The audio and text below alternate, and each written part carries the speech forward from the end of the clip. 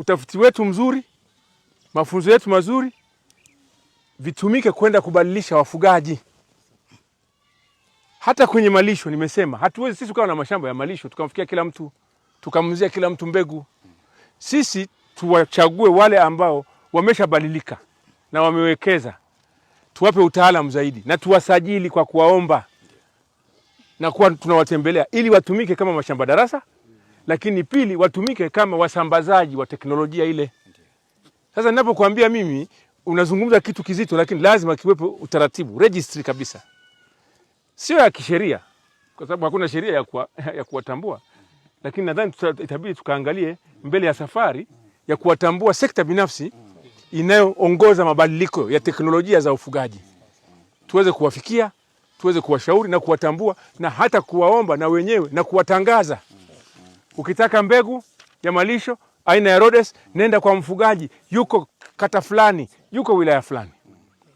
Ukitaka mbegu imbari bora ya mbuzi, nenda kwa mfugaji fulani, kwa sababu sisi tulimeshirikiana naye mpaka naye akaanza kufikia hatua ya kuuza. Sawa? Ndio. Maziwa hivyo hivyo, nyama hivyo hivyo, unenepeshaji hivyo hivyo.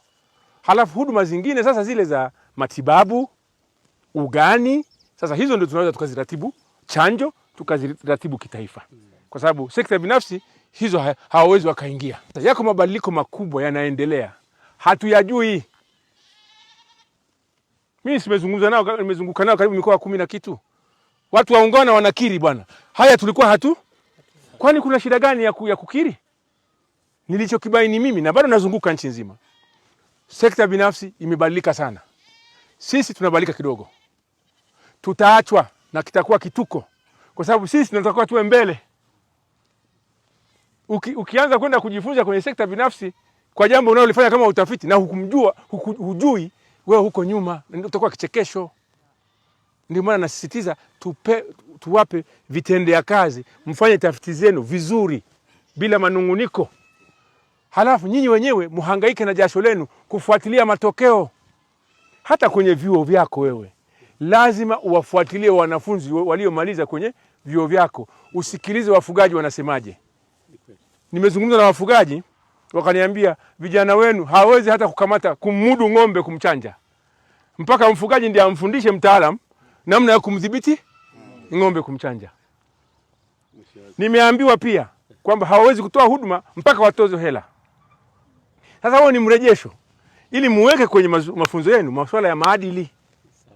Kuna maadili ya kitaalamu, professional ethics, na kumtibu ng'ombe wa mfugaji kwa fedha, kwa kumdai fedha, na kama hajatoa fedha humtibu, ni uvunjifu wa maadili ya kitaalamu. Kwa hiyo inabidi pia LITA mfuatilie maoni ya watumiaji wa wataalamu wetu, huduma wanayoipata, halafu mboreshe mitaala. Na katika mafunzo kwa vitendo waende wakijua kabisa kwamba yako mahusiano ya kitaaluma kati ya mtaalamu na mfugaji.